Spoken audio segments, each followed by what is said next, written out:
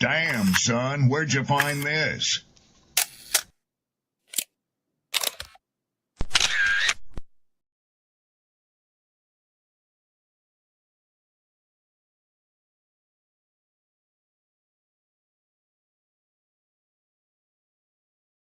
People don't be offended by the truth. They be offended because you called out the truth. Simple as that. They don't want to hear any other narrative that makes them look bad. One thing I can't stand at this big grown age is somebody who act like cause and effect does not exist. Like, yes, your actions caused this outcome. Yes, what you did lit the match. Like, why are you surprised and playing victim? Guys, Chico, they never lied. That's how you know somebody doesn't respect you. They listen to reply, not to be understood. They cut you off. They minimize what actually matters to you. They laugh at your boundaries, and then they call you sensitive when you try to hold the line. They show up late. They cancel last minute, forget the things you've told them, because in their world, your time, your energy, even your voice aren't a priority. They're just an option. You see, there are two kinds of people. Those who adjust when they realize they've actually hurt you, and those who expect you to adjust so they don't have to change. You don't need to be disrespected loudly to be disrespected deeply. Sometimes you'll see it. It's just in their tone, in their patterns, in the silence after you're known. Respect isn't what they say when they're watching. It's how they act when they think you'll tolerate it.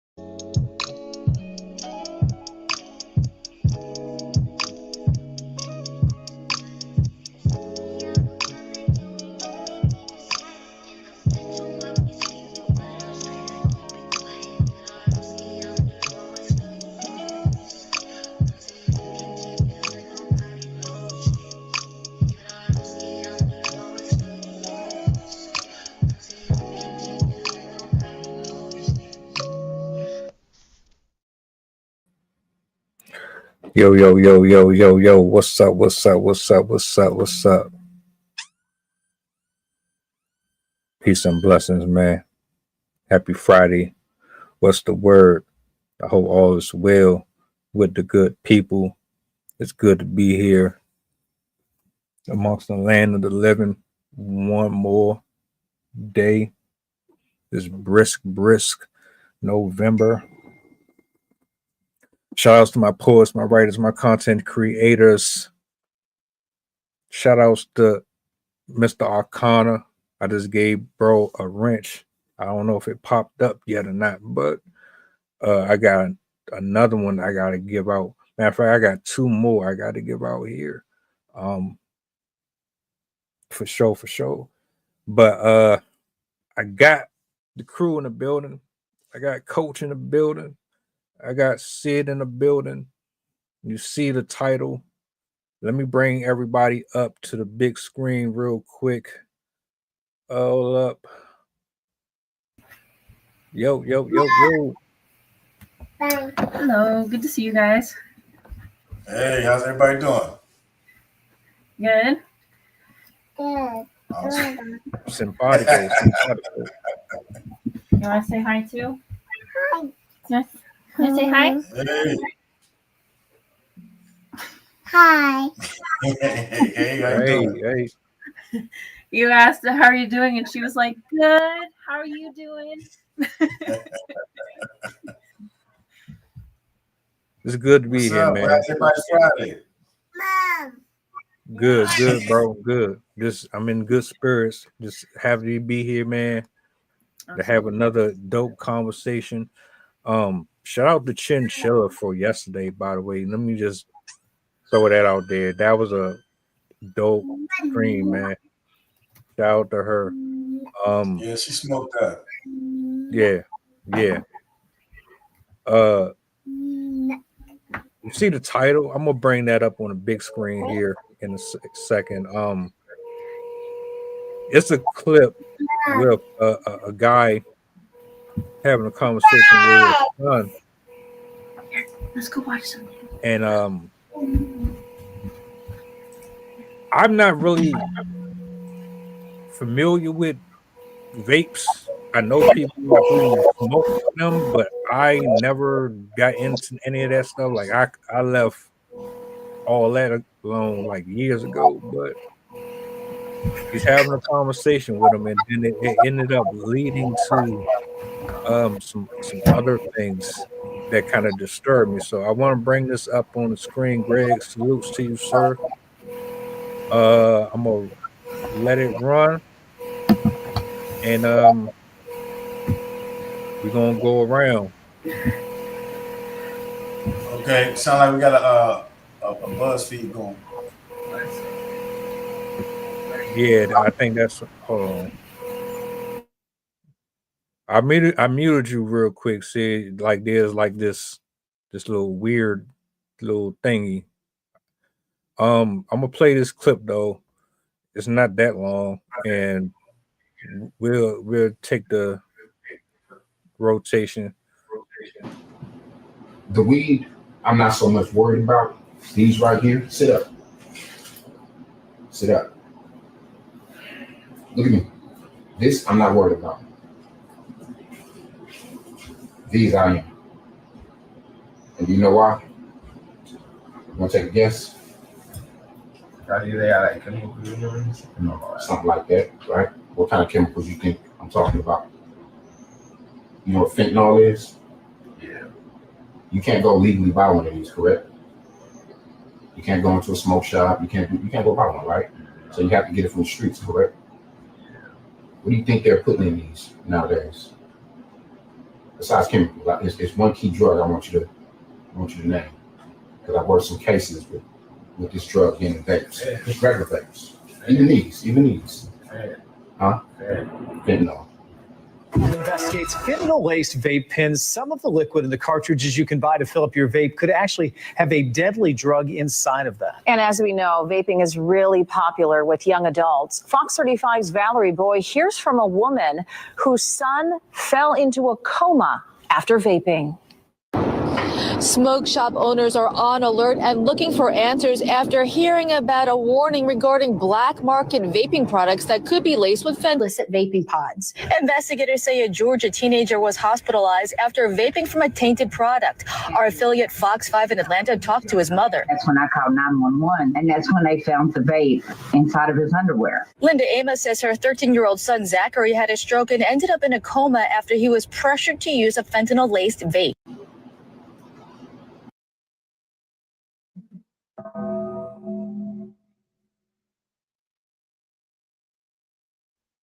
We went from weed to ecstasy pills. You got heroin, you got speed. There's stuff out there that I don't even know about right now. That's how far removed from the whole industry I am. These kids got their hands on a lot of different things right now. What's your initial thoughts on the video, the conversation between dad and the son, and the clip that followed? Sid, what you got? I did research on this beforehand when I saw what the topic was, because this is definitely a problem. One of the sad things is a lot of people don't know that their products can be laced with that. Like, they're not buying it with the specific purpose to get fentanyl. It's put into the products because it's cheaper than a lot of the real deal drugs. And so the dealers will cut things with fentanyl because it increases the potency without having to use the more expensive drugs. And so, unfortunately, a lot of these cases are kids or even adults that have no idea what they're buying. They think they're buying a normal product, but they're not. And one of the other things too is teenagers, because they're not of legal age yet, they're more likely to be buying counterfeit products because they're not going to be able to go into a dispensary and buy from a legitimate seller of a vape pen or vape products. And so they're more likely to get it from some back end dealing, like, oh, my friend's cousin's nephew's blah, blah, blah, got it from this guy on the street. And so they're less likely to be getting legitimate products. So I think that's one of the things that is a component to this is it's, of course, the fact that fentanyl is now being used at a much higher rate to lace products across the board. It's being included with everything from opiates to meth to cocaine to marijuana, everything, and now vapes. But then it's also where the sellers are coming from, or where the sellers are getting it from.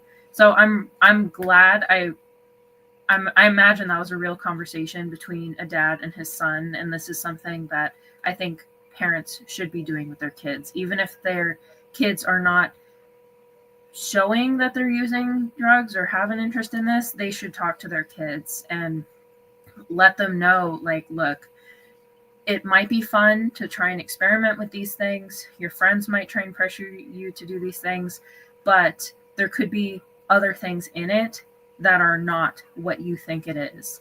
And I think we saw with that last story, he was 13.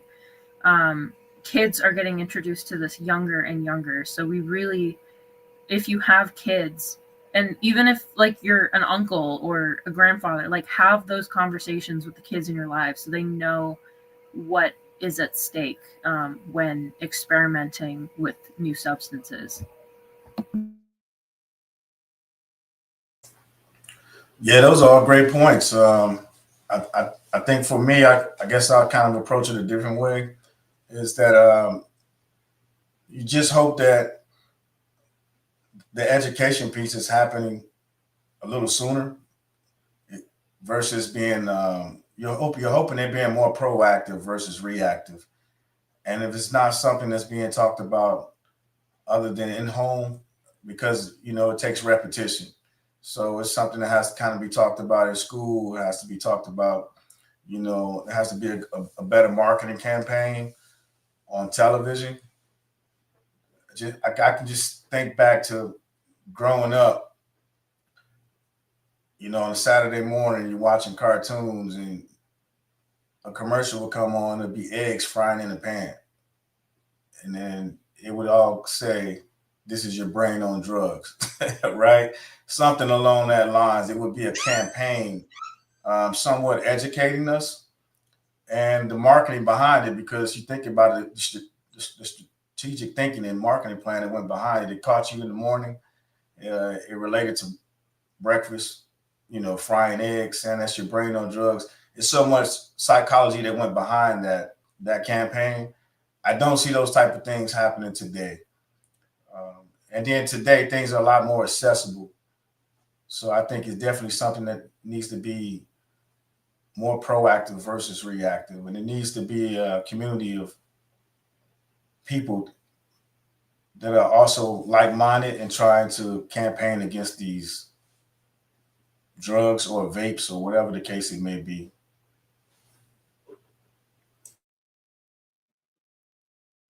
When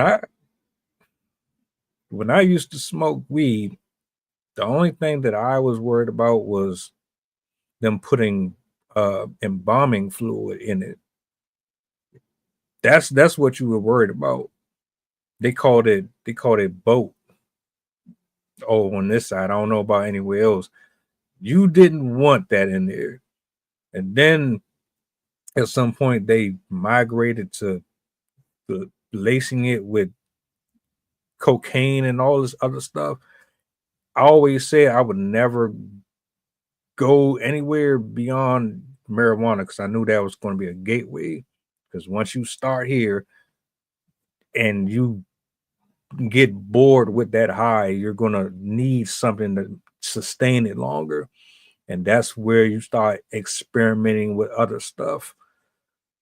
This particular discussion with the father and son, it felt responsible, but I also wanted to add that I'm not sure I'd be actually encouraging it. I mean, I guess from his perspective, it's like, well, you're probably going to do it anyway. So just like they would say, you're going to have sex anyway, or you're going to go out here and be mischievous regardless if I am on your helmet 24 hours a day. So I might as well just lay some ground rules and talk to you about it. I'm not going to encourage you to smoke, and I'm gonna still try to get you not to actually want to smoke. But the thing is, I'm not mad at his approach. I'm not. It's just weird hearing a parent or an adult giving you the okay to smoke in general, because to me, none of it is good for you, period. I mean, sure, it seemed like you're having a good time and it takes some of the stress off of you, but as somebody who's been down that road before, it's deeper than that. The whole fentanyl thing with the 13-year-old, that's scary because that could be anybody. It really could. Yeah, no, I agree, right? That could be anybody. And just to because I was thinking about that earlier, and so it's kind of taboo to say that. So traveling abroad, you go to places like Europe, and they're smoking cigarettes. Not saying vaping, but well, now today, vaping is equivalent to cigarettes. But they're doing those things at the age of 13 to 14 years old. If they're tall enough to look over the bar, they're drinking, right? So I think if you can't take it away, perhaps you can provide a responsible way to partake in some of those activities. Maybe with today's day and age, with everything being so accessible online, you can order stuff from anywhere on the planet and have it shipped to your home. You can maybe provide a guide to say, hey, look, if you're going to partake in these activities, these are some things you should look for. I don't condone you doing these things, but at least be responsible about it. And that's kind of how it was back in the days when they started talking to you about the birds and the bees. It might have started at 16, 15, 14, 13, and 12 each year. And as generations move forward, people get more, they get a little bit more bounce in them, and they start to try things at an early age. So it might just be, a different approach. And I think you can't, times have changed. Kids have changed. They aren't the same as we was. We weren't the same as our parents were. So I think, as times are evolving, you got to figure out a way to get with the times and kind of meet these kids where they're at versus trying to get them to meet you where you are, or some old, outdated traditional beliefs, just to add a different spice to it. And also, parents can't have. I know a lot of parents want to use fear to kind of, oh, if I scare them, if I tell them enough stories, then they'll be scared out of doing XYZ. But one, from being a teenager myself, and also just from knowing the psychology of how young brains work, fear mongering never works. And if anything, it can actually cause more rebelliousness, because the child will then want to prove their parents wrong and be like, see, I was fine. Like my friends would never blah, blah, blah, blah, blah. And they'll always try and come up with excuses to negate and debate what their parents are saying. And I think each parent does have to approach their child in a way that they know that their child will kind of respond to, because every child is going to be different. And also, I think there is more of a gendered approach as well, where you kind of have to approach girls differently than you approach young boys, because partially boys are more susceptible to action-based peer pressure, where women are generally less likely to try substances because of their peers, even though with the proliferation of drugs and their availability, it is starting to even out more, where it's not as much of a gender difference.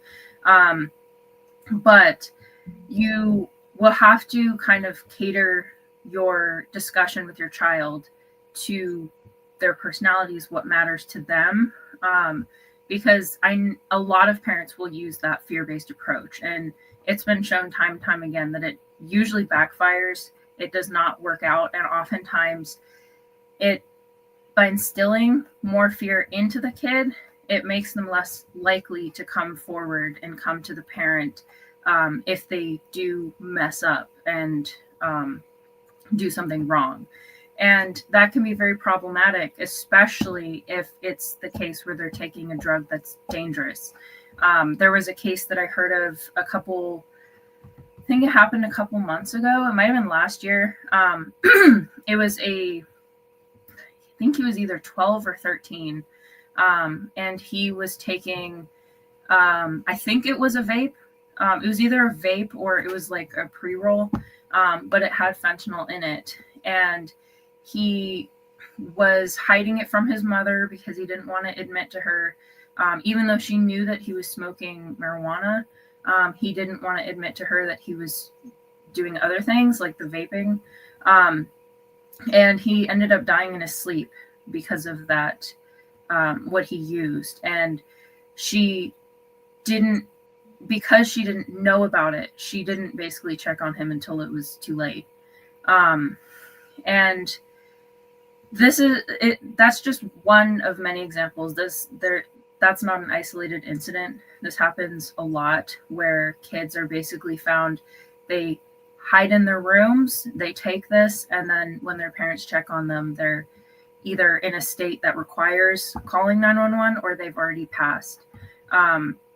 So parents need to be very upfront with them in a way that's more informational rather than fear-based, because the kids need to feel like their parents are still an ally to them, that they're not the police, which it can be a very hard line to balance. Like, obviously you don't want to be a permissive parent and just like, yeah, do whatever you want, and I won't give you any repercussions. But parents need to let their kids know that they should not be taking those drugs. But if they're in a situation where they are taking those drugs and are having an adverse reaction, they should know that their parents are there to protect them and are not going to punish them when they're in that state. And so they shouldn't be afraid to come forward to their parents to let them know they're experiencing that type of reaction. And I think fear is something that could prevent some of the deaths, because in the case of fentanyl, it's difficult because the effects cause comatose-like symptoms almost immediately. But with other forms of drugs, it can be beneficial for a child to feel like they can come to their parent if they've accidentally been exposed or have been exposed on purpose to those types of substances. So that's all to say, like, don't use fear-based approaches when discussing these things with your kid. You have to be very upfront, forward, give them the right information without making it all anecdotal, like, well, I knew this person and this happened to them, because a lot of kids are just going to brush that off and they're going to be like, oh, yeah, that's not going to happen to me. But I think kids are smart enough now that if you present them with the facts and let them know why it's so dangerous without all the flowery language, I think they would probably be more receptive to it. And again, reiterate that you're there to protect them and they should not be afraid to come to you, even if their kid is doing something wrong. When I was in school, we had sex education. We had the videos. You had the videos about what your lungs look like after you smoked after a while. You had videos with adults with holes in their neck, and they had the machine that they would talk through. They were very graphic videos back then. And voice box. Yeah, exactly. That right there alone made me never want to be unprotected with anything, because you see how them bumps and stuff formulate on people's body parts, and it's like, yeah, I'm good. Like, you could talk to me all day about this stuff, but I need visuals. I'm a visual person, right? And Coach, you said this earlier, they don't have those commercials anymore. I used to see them up until maybe a couple years ago. I don't know what commercials look like anymore because I haven't watched regular TV in years, where they had those "This is your brain on drugs" commercials, and you had those anti-smoking teenager commercials. I don't know if they still have those, but what I do notice is how much they advocate for you to utilize these devices. Somebody that I used to work with actually would smoke the vapes at the job, not in the building per se, but outside of the building, just so casually. It's like, well, this ain't really a cigarette, it's just mist, so it can't really do no harm to you. And that message that you're putting out to the people is like, okay, this is harmless, but we know it really isn't harmless. It gives the impression that you can be anywhere and around anyone with this, and everything is going to be fine, which leads people to believe that there's no limitations on who can partake of this. So if it's harmless to an adult, if it's harmless to a teenager, then who else is going to be susceptible to saying, "Oh, all right, well, if everybody else can do it and nothing happened to them, then I guess I can do it too." But we're seeing that you have people out here that are very malicious. They have cruel intentions as adults. Either they're trying to market off of it, or they're doing things in nefarious ways to harm you through these substances. So I agree, scare tactics don't work. You know, I was hard-headed and stubborn. I needed to see what happened. I needed to experience it for myself. But also, I know if I'm gonna have these type of conversations with a teenager or my child per se, it's going to be as authentic as possible. I'm not going to talk to them like we're on the street, but I'm going to talk to them like I'm on the street. Like, you're going to get everything but the curse words. It's going to be raw. It's going to be unfiltered, but it's going to have exactly what is necessary for you to get the full scope without me having to pull up diagrams and a chalkboard and say, well, look here, and studies showed. I'm not going to do all that. That's not necessary. I went to school. You don't reach, especially right now in 2025, you're not going to connect with your class just pulling up graphs and telling them to turn to page 255. I yield the mic. Yeah, I think it's too much focus on the parents. I think you may be giving the parents a little too much credit, especially in 2025. As a parent, you're competing with social media. You're competing with every platform that's out there and every individual that's going through their own experiences.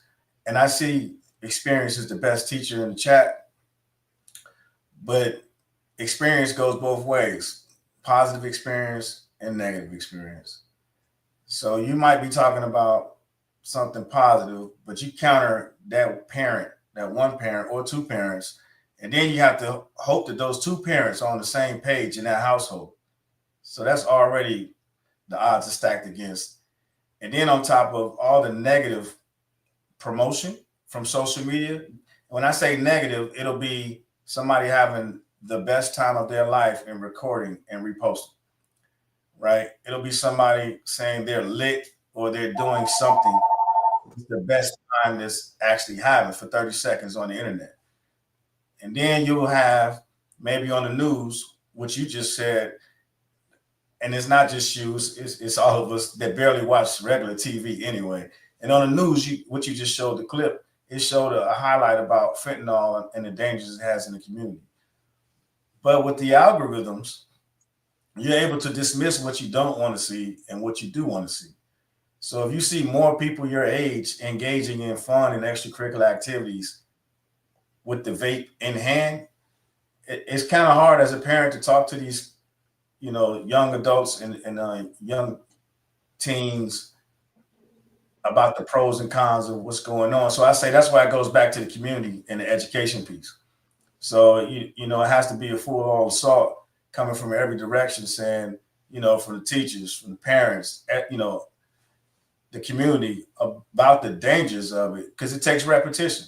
Because the one parent or best case scenario, two parents at home combating the negative innuendos about doing those type of activities, and forbid the parent may engage in maybe drink alcohol, and then now the kid, and we know kids today may be combative and say, well, you drink alcohol, that kills people every day, that puts damage to your liver and different things like that. So again, you just having so many things that you have to combat against nowadays. I think it's easier said than done. So you got to kind of take it off the parents and go back to that whole community style, and it takes a village type mindset. So we're not going to get rid of it, right? I'm gonna yield to you, Sid, in a second. You're not going to get rid of hookahs. You're not going to get rid of it's not going nowhere. So at this point, what we're left with is holding everybody accountable. Right. Because you're right. It's not just on one person. Everybody has to be involved. But we have like this, I'm gonna mind my business attitude. Oh, you doing this? Hey, you ain't my child.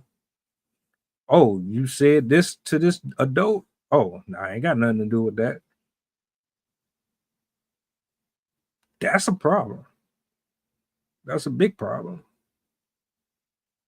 Because, all right, you can hide it from your parents, but you shouldn't be able to hide it out in public. You can wear everything that you're supposed to wear when you leave out the door and change up when you get to school. That's not supposed to happen either. Somebody is supposed to call that out. Oh, you sneaking off campus? Oh, all right. Okay. I'm gonna call your parents. Oh, I'm gonna do this. We don't see enough of that anymore. It's like you're basically relinquishing all authority to a group of people who they don't understand life the way that adults understand life, right? So what do you do knowing that you can't get rid of something that's very profitable. Are you? A couple things.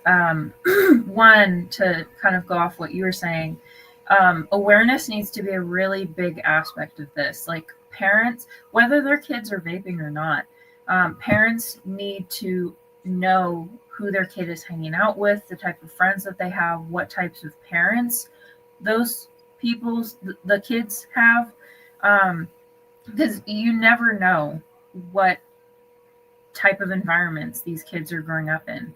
Not every kid is bad, but that doesn't mean that some of those habits won't be carried from home. There's all sorts of examples of parents whose kids died just because they touched a product that the parents were using. It wasn't even the children themselves. So it's important to know, like, if your child is going to somebody's house, do you know those parents? Do you know those kids? And if they're a safe place for your child to be at, for various reasons, not just drug use. But also parents need to educate themselves on what the signs are, what the signs of the drug use is, what an overdose looks like. And honestly, I think a lot of parents should have like Narcan in their home, just in case. I'm fairly certain drug center, like addiction centers and stuff like that, I think they give that away for free. So having that on hand, especially if you know your child is smoking in any capacity. But in general, if your child is vaping, you should have a serious talk with them, because even if they're not acquiring products that are laced with seriously deadly substances, it's still not good for them. If I know there's some that are like just the fruit flavor, there isn't even nicotine in it, even those chemicals can do lung damage to you. It can cause autoimmune issues because it is introducing stuff in your body and it's making it sensitive to allergens, pathogens, stuff like that. It really messes up with your lungs, and your lungs obviously affect everything else in your body. Not to mention, whether it's marijuana, nicotine, it absorbs much faster into the bloodstream when you breathe it in with a vape, because of the way that it's been, I forgot what the term is, but it's like tiny microparticles. So it's not like weed smoke where you're breathing in the incinerated version of it and the particles are much larger. That's why you can see the smoke. But when it's a vape, it's vaporized basically. It's tiny water soluble droplets, and so it gets absorbed into your lungs so much faster, so much easier. And that's why exposure to drugs of all types is vastly more effective and quicker acting when you vape it. And so it also stimulates addiction more readily than other products. They've found in recent research that kids who use vaping first are more likely to start taking other forms of drugs than kids who actually smoke cigarettes. And people who smoke cigarettes are more likely to decide to quit later than people who are vaping, because people perceive vaping as cleaner and healthier than cigarettes because there isn't that visual smoke. And it does more damage to the smaller, the alveoli, where basically the air goes in and it exchanges with your blood. Vaping does more damage because it's able to go deeper into those pockets of your lungs that smoke isn't as able to do. Because the problem with smoking, both marijuana and nicotine, is it coats your lungs, whereas the vaping goes straight into the tissues. So it's no matter the type of chemical you're inhaling, whether it's just fruit juice or nicotine, marijuana, or something worse, that is going to have a more immediate, more intense, and potentially more deadly effect than even traditional uses. So that's all to say. If parents find out their kids want to vape or are vaping or their friends are vaping, they should seriously just... Can I help you? Okay. They should seriously consider talk with their child to reconsider using those, and be honest with them with what could happen. And one of the things that's been effective just from research on approaching kids with addiction is linking it to current things that they're experiencing. This is in the case of kids that are actually vaping. If you point out to them, like, I've noticed you're coughing more often. Like, I've noticed that you haven't been able to do these activities that you usually do. You've been more tired or stuff like that. Sometimes connecting them with actual effects that they're already experiencing can help them recognize the damage they're kind of already doing. But yeah, in general, vaping should not be done by children. I don't understand how we're still allowing that in the community and how it's so widespread. I think it is that myth that it's not doing as much harm as smoke because we don't see it really. And I don't know. I just think it's really unfortunate that we have this general idea that it's okay for kids to vape because, well, at least they're not doing XYZ. Like, at least they're not doing these other hardcore drugs. And it's safer than cigarettes, where it's not. It's not safer than cigarettes. It's just as bad. They have these other stop vaping. They're like basically glorified straws, and then you put like scent packets in it. I see it advertised. I used to see it advertised on Instagram all the time, where you like suck it in, and it gives you the sensation that you're smoking or like vaping without it actually being like the chemical or anything like that. But the flavor packets, I looked into it because I was curious, and those have caused issues in people where it's triggered allergic reactions. It's triggered asthma. It's caused like lung issues. So even the stuff that they try and say, oh, it's natural, it's safe. If you're breathing in something other than air, it's probably not good for you, and you probably should stop doing that. So it's hard because it obviously in most places there's a ban, like you do have to be over 18 or over 21 to get a hold of these products, but that won't stop teenagers. They're gonna find a way if they really want to. And so that goes back to the awareness in the community, the teachers, the parents, the neighbors. People need to be paying attention to what these kids are doing. And as you said, not look the other way just because it's not their child. Because we are lifelines for kids nowadays. There's so many different dangers out there, and we need to start being more of a community and looking out for each other.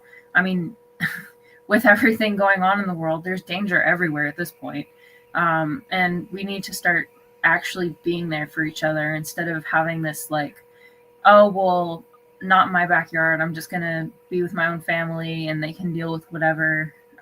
We need to start looking out for each other.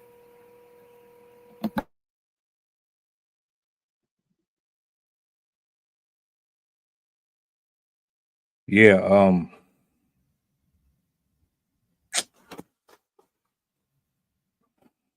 we made too many things popular, accessible. The things that's supposed to be healthy for you is expensive. The things that's not good for you, you're making it more and more available, so to speak. And you're using specific platforms to promote and give this idea that, oh, it's fun, it's cool, Everybody is doing it. Join in further from the truth. It was something that I wanted to add on to this, and I lost it.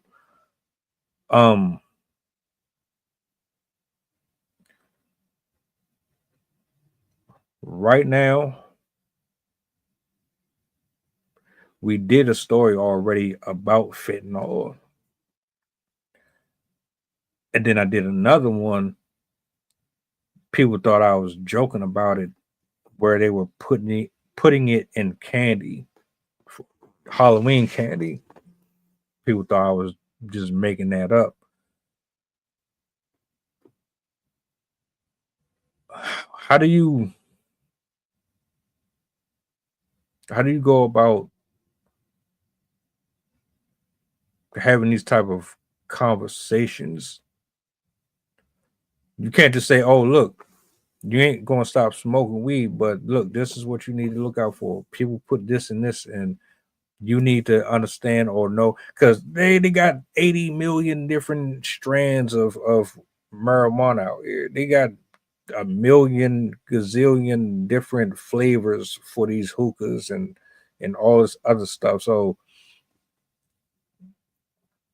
how do you tell somebody that this is bad when everybody is essentially saying there's no harm?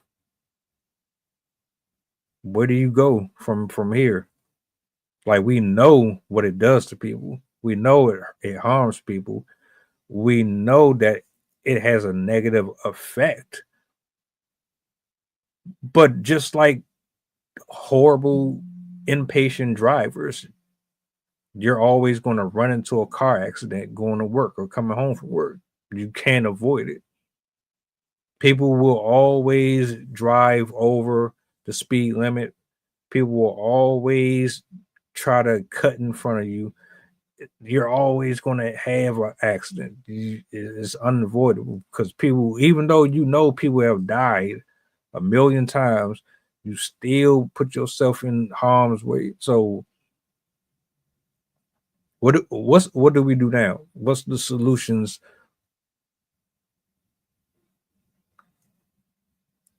moving forward? So I honestly, man, everything, you're trying to protect people from the world, and I don't think you can do that. It's really as simple as just educating. And if you put so much onus on the parents, and I think you are lacking and missing the portion of these kids are at a point where they're making decisions.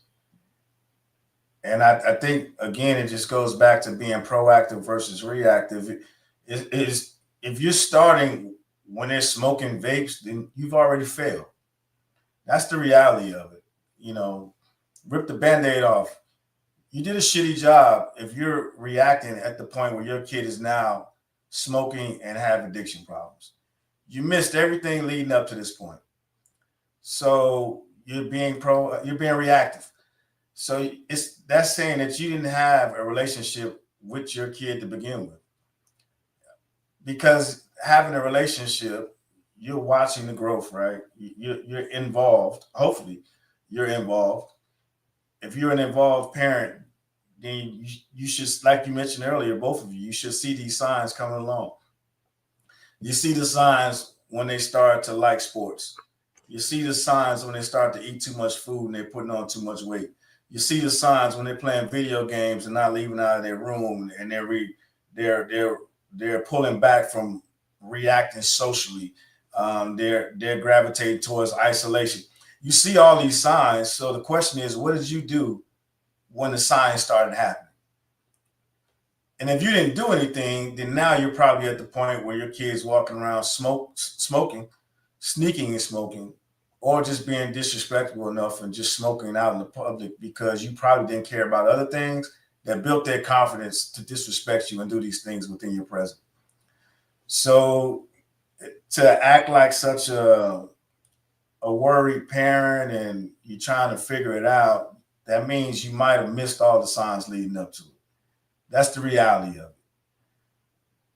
I mean, because this doesn't, it doesn't happen overnight. Everything is based off of patterns. So there was repetition that built up. You might not have saw it. There was, like you mentioned earlier, you know, you talk about being worried because of gateway drugs. If they're doing the drugs or they're searching for those other sources of dopamine and attention and gratification and those different things, they've been crying out for a while and you just missed it. And this is the vice that they've come to grips with that helps them get through their tough times. And you're just not happy with the vice, because the same thing happens every day. Kids either find a sport, they find a hobby, they find different things that gets their attention. And they might have got it from you. You might just been a bad parent and thought you were a better parent than what you were giving yourself credit for, because they might have adopted some of those habits from you, right? Just like as we were kids, we had older cousins, you know, not saying everybody, but somebody had an older cousin, somebody had older relatives, where somebody's house was where everybody got together, they drank, they watched sports, they had barbecues. Things happened that probably should not have happened, and the kids may or may not should have been exposed to it. Some people may relate to it as those are the good old days. Those are memories. And those are not, in fact, memories, great memories. Those might be traumas. And then you found a way to relate to it as you're growing older. And now that vice is being similar to being smoking, drinking, laughing. We call it the dozens, you know, talking shit about somebody. You know what I'm saying? Making yourself feel better, picking on people, whatever the case may be. They're all out there and they're all toxic. This one just maybe you're having a little bit of issues dealing with the fact that your kid chose that vice out of all the other vices, right? So you might have missed those signs leading up to it. And again, it goes back to everything that we talk about is accountability. So figuring out where you or the group of you went wrong, and just identifying a problem and just trying to have those conversations. And I think if you be honest and you use full transparency, I think it might be beneficial versus trying to find all these scientific methods of trying to figure out where you went wrong and, you know, how do you course correct with your kid, because that might be their vice of choice and they're watching you with your vice of choice. Whether you have an eating habit and you're overweight, whether you're drinking and overweight, whether you work too much and you neglect things in the home front, which could lead to your kid hanging out with somebody else and finding those other vices. It's just so many different things. So you just have to be careful to not be so hard on yourself, because there's no guide or playbook on how to actually be a parent. And if you try to emulate the people that came before you too much, that might be also the problem. You might be overbearing, overprotective, might not provide room for growth. You might be an enabler. So many of those things can go back to just, you know, the simple question of asking yourself, and then just taking a small look and seeing, okay, here's the situation, you know, where we could have pivoted left when we went right. So, you know, just have to be careful and trying to blame society and everybody else when the actual problem could be the person that's looking in the mirror. So there's so many different things. You identify the problem, and then you can, again, get together with people in your community and start talking about the loopholes, you know, as far as for the regulations surrounding vaping products. Why is it so loose? Why is it so stringent? Here in Texas, you know, at one point they're talking about legalizing THC. The next point they're talking about hemp. Then they're talking about deregulating it. You know what I mean? So it's so many things that's going on that goes into politics. It's bigger than us as parents, but we have to, again, it goes back to the communication piece. We got to make sure we're educating. We got to make sure the communication is open. It has to be fluid. It has to be able to go both ways. And again, sometimes you just have to take a look in the mirror, because sometimes it's something that's happening inside your own home and you don't even know it. You're looking everywhere else but in the mirror. It could be as simple as that. So not to overthink it, but you know, not to overly simplify it and say it's not a big deal as well. But You know, there's so many different ways and variations that you can go through it. But again, start with a community, and then you've identified the issue, hopefully, and then what are we doing as far as for the corrective course of action? I'm glad you brought that up because I had the mindset of like, you found your teen vaping, what do you do?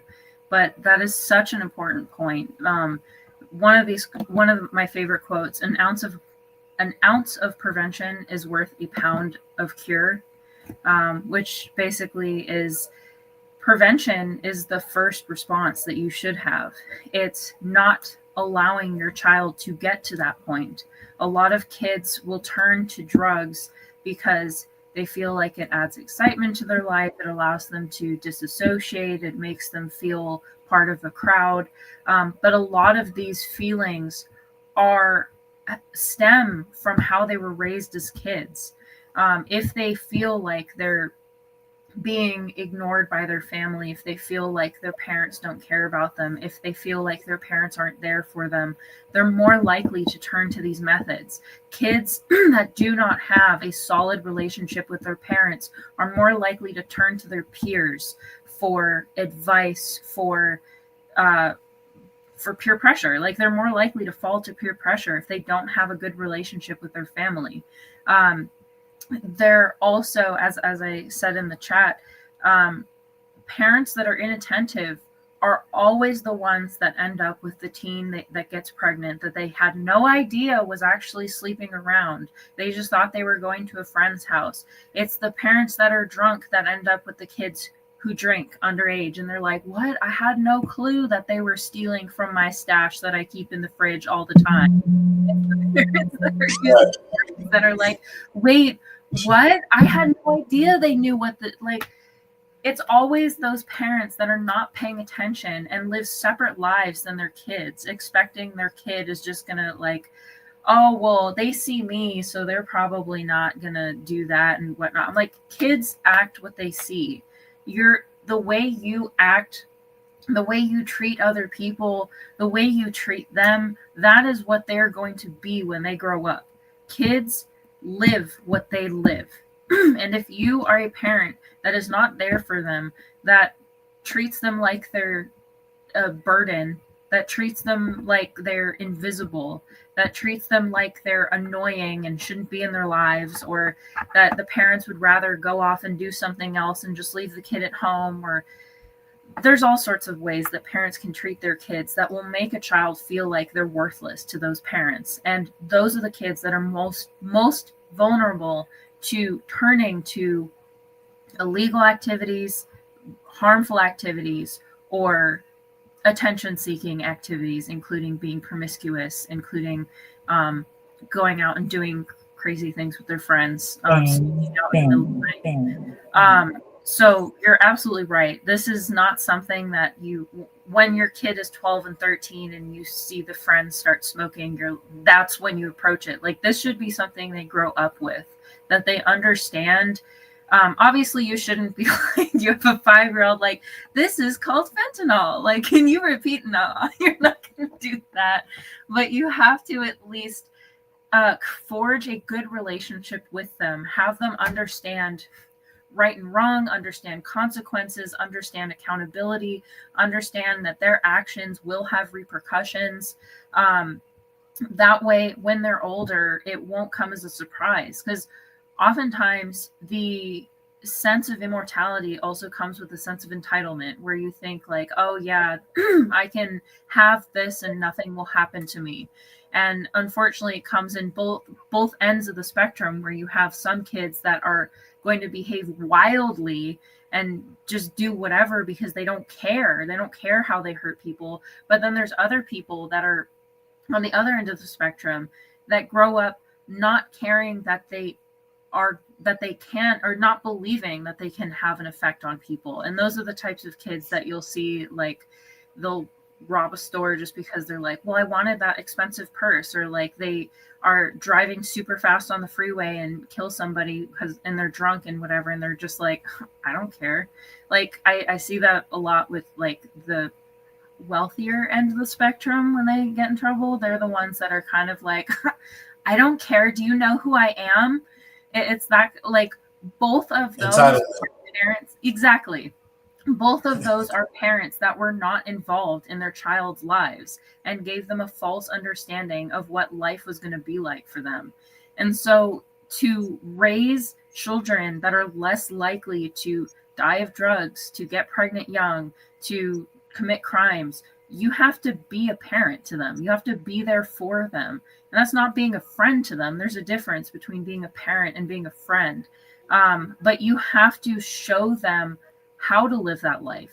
Like, you cannot be the parent that is smoking and doing drugs in front of your kid and then wonder why they're following the same path as you. Granted, there are some exceptions where kids see what their parents are like and they're like, I'm not doing that at all. Like, I'm not doing that. But that's not always the case. And it's unfortunate because there are children's deaths that occur just because of the way the parents are living. And so for any parent, if you want your child to live a good life, you have to live a good example of that life. You have to live it and be it for your child to understand it. So in layman's terms, you better get rid of your own vices. All them addictions and things that you've been holding on to your entire adulthood, and you just refuse to let it go. Yeah. Yes, I agree, right? But at the same time, you got to be careful because so for 2025, you have, because we mentioned smoking weed and stuff like that. So again, this is why it goes back to communication, because right now in the medical realm, some of these things that were frowned upon are now being prescribed, right? So you got to be careful because you say that, but a parent could cancer, PTSD, and I'm not gonna go too far, but just to say those two, you could be prescribed medical marijuana. So therefore, you could be smoking that in the presence, in your comforts of your own home, and your kids could see that. But it's about the communication and the education piece.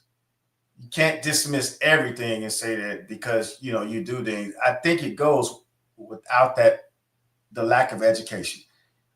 I'm not doing this to get so high out of my mind that I don't know what's going on. But this soothes me because I have this condition, and therefore I'm prescribed this, and this is why I'm engaged in these activities. Versus I'm just sitting here, I got a quarter pound of weed, and we about to just get high for the weekend. You know what I mean? There's a difference, right? Because even in workplaces, places that didn't always honor that, they had to because it's prescribed, and then you know what I mean. So there is a different outlook on those type of things. So I think again, it goes back to the education piece, and it's something that's constant. It can't be something that's done once every 5 years, every 4 years, every 6 years, because as they're constantly around outside individuals learning and going through everyday life activities, because life's right, life be life. So, but you can't be the parent or the guardian or whomever that doesn't evolve with the times. So that's also important as well. You have to evolve and understand that they're learning at a higher clip than we ever did. So that means you need to continuously stay learning, continuous education. You need to continuously do that. And I think that's also what happens, and some parents get left behind, is they don't want to stay in tune with what's going on in the world, but they'll focus on keeping up with the Joneses, which is crazy. You know what I mean? They won't do the things to try to stay in tune with their kids, but they'll do the things to try to stay in tune with their neighbors. And they have a bunch of other people that have no actual impact on their well-being or their household. So again, it goes back to that mindset, and then just being able to communicate and then relatability, being able to relate to what's going on. So, again, it starts and ends with communication and transparency.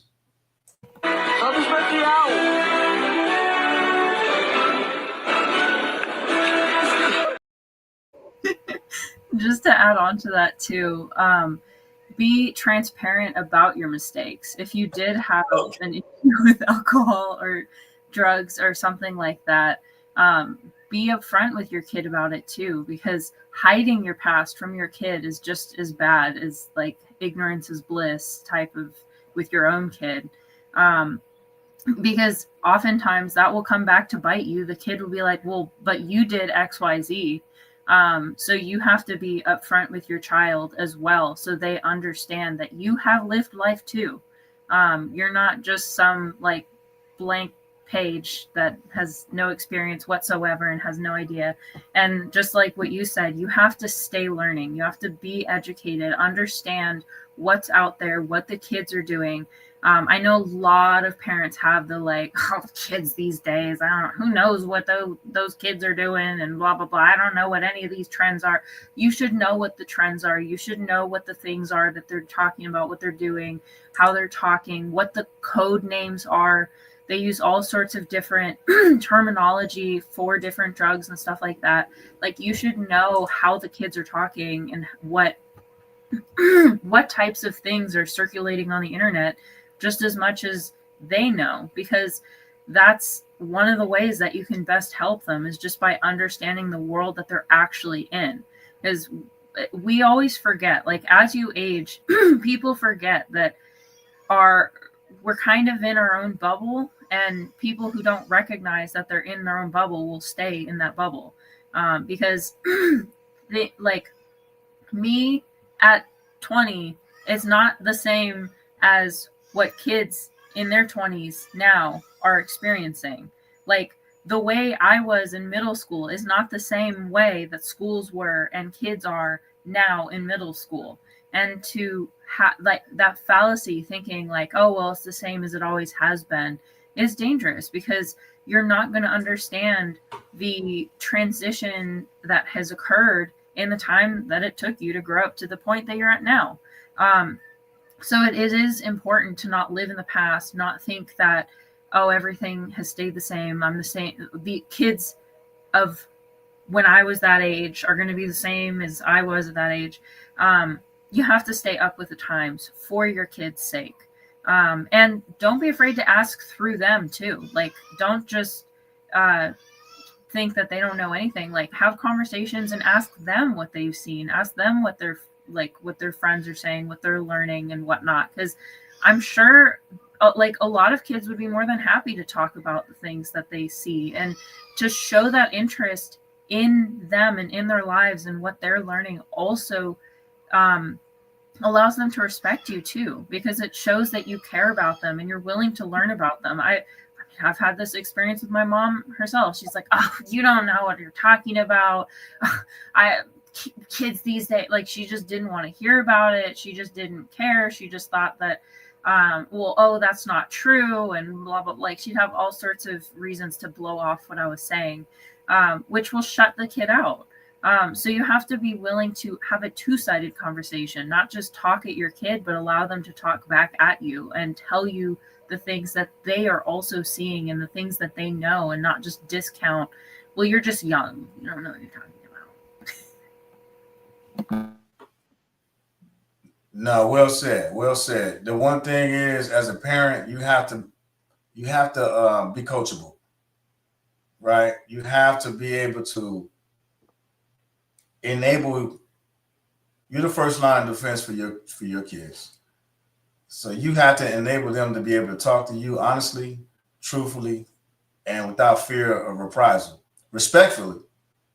But you have to teach them those type of things in the house, because once they leave the house, how do you expect them to talk to anyone else with the sense of confidence?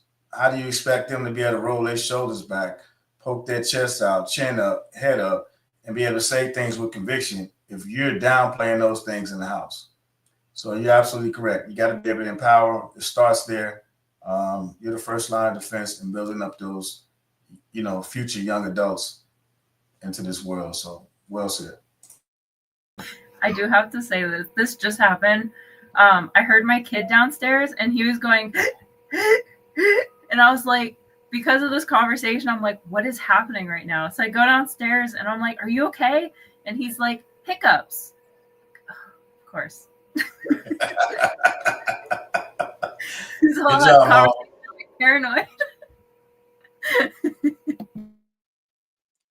All right. So my last train of thought. First of all, I concur with both of you. This isn't a race; it's a marathon. One, I don't want to stop learning. I want to continue to evolve as long as permitted. One thing I do have a pushback on is this notion that everything is changing. Yeah, we have advancements, but if history is shown, we are repeating the same cycle over and over and over again. Ecclesiastes speaks about it. Everything under the sun is repetition. Wisdom, charity, greed, gluttony, vexation, all of it is just recycled over and over and over again. The only differences between then and now is we're smarter and we're creating and building things beyond what we imagined all that time ago.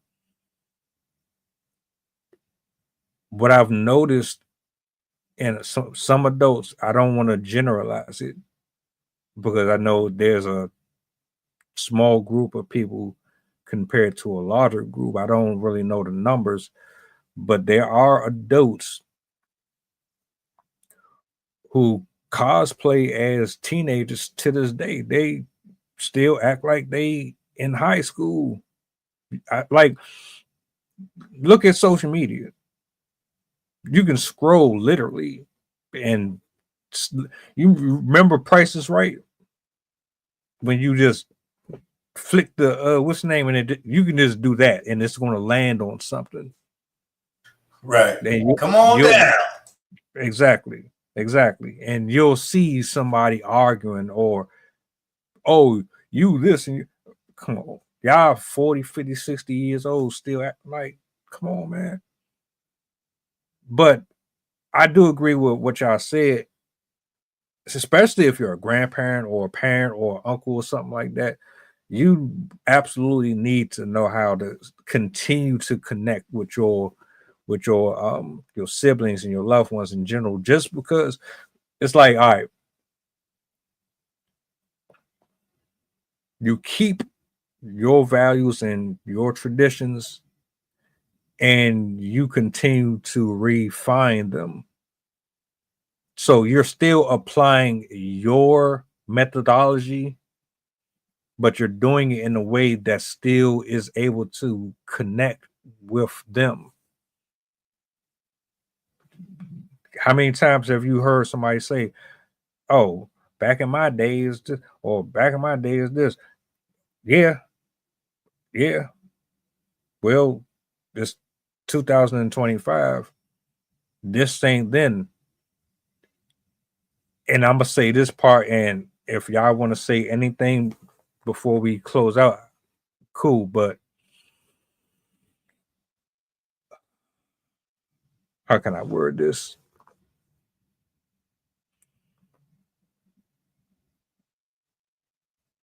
That's probably going to be a longer discussion. Is what is happening today actually working compared to what we were applying back then?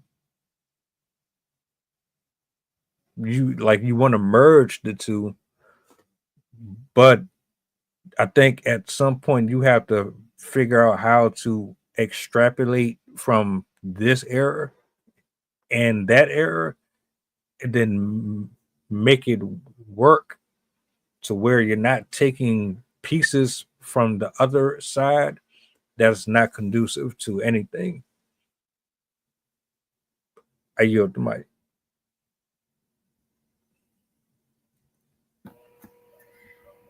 Yeah, you definitely have to merge the styles. And as I kind of said at the beginning too, you have to approach your teen or child in the way that you know them. Because obviously each kid is going to be different and there are going to be different ways to appeal to different kids. But again, that still boils down to you have to know your kid. You have to be there for your kid. You have to understand who they are, be there for them, and create a life that's both transparent and understandable, but also structured and safe.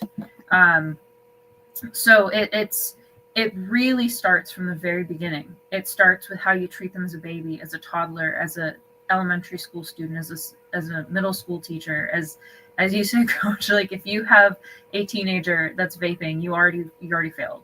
You already did something wrong, and it's time for repair. But if you're in the situation where you do find out that your child is using substances, it's important that right now you have a conversation with them and you start to establish, one, the danger that they're putting themselves into, and also start working with them to understand how to say no, how to start rejecting these vices, because that's one of the hardest things for kids, is that they feel like they can't say no.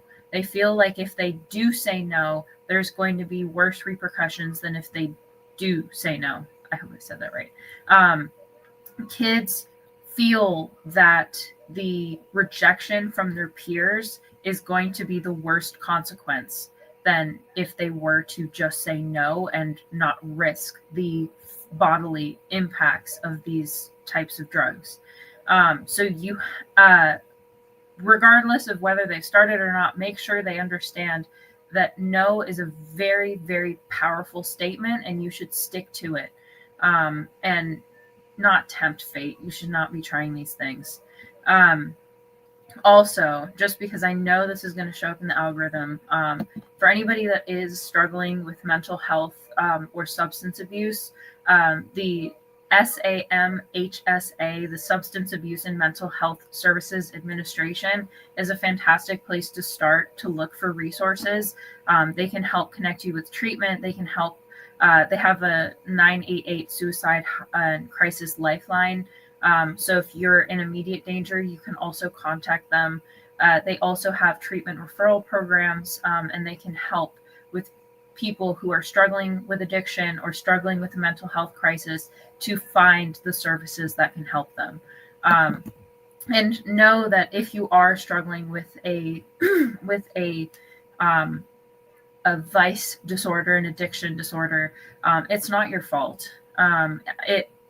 Addictions can be incredibly potent, and it can feel like an uphill battle to even attempt to get over these things, and it might feel like you can't live without it, but I promise that there is a way out of it, and there are people out there that are willing to help you, and so you shouldn't be ashamed to seek help if you do need the help. And for parents out there, be there for your kids from the very beginning. Be a teacher, be a positive influence, and be honest with them. Hiding your kids from everything is just as bad as letting them do whatever they want, because lack of exposure will make the world all the more enticing to them. So it's your job to be realistic with them and show them how the world really is. That way they can adequately prepare themselves to be an adult, and to make the right choices when they're old enough to start making choices on their own. So yeah, be there for your kids, and be there for your community, your neighbors, your kids' friends, stuff like that. Like, even if it's not your own kid and it's your kid's friend and they're doing something, don't be afraid to reach out to them too. Don't be afraid to talk to the parents. Don't be afraid to help others who are experiencing the same thing.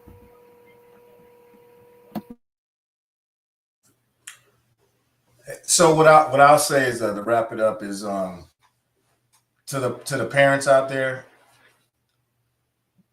contact a subject matter expert and start a dialogue. Initiate the conversation. Because if you're at the point right now, you probably need some help. And you probably don't have total control of the situation. And this is probably the best time to get an outside resource and maybe get some feedback versus further the problem that you already have. Because if you were in control and you had a good hold on things, you probably wouldn't be in the situation that you're in right now. So I would say reach out to somebody, establish some checks and balances, ask them questions. Because again, there's no playbook on how to be a parent, but you can always find an accountability partner to flow some ideas across. Hey, I tried this, I tried that. Maybe ask some questions. Because what happens is a lot of times people are embarrassed of their situations and they try to take care of everything in the house and then it gets worse. And so instead of identifying a problem and getting help, they see the problem and they continue to go down the rabbit hole thinking they can do it all themselves. So I would just say, ask the question and try to get some help, try to get some intervention before it gets too late and out of control. There's nothing wrong with that because you can always take that feedback or you can always take that advice and you can either use it or not. But the more tools you have and the more resources you have in the toolbox, the better equipped you'll be to able to handle that problem and problem solve. And that's one of the biggest issues we have in the community is not enough problem solving skills, but we got a ton of excuses on why something has happened and on why something didn't work out. And we try to push through and muscle through versus asking those questions. And that's the problem. You try to do too much. You can't muscle through and force your way through everything. Sometimes you got to raise your hand and just say, I need help. And it's just that simple. Appreciate you guys, man. It's been awesome. Thanks for having me. Take it away, sir. Yeah, I pretty much said it. Awesome show.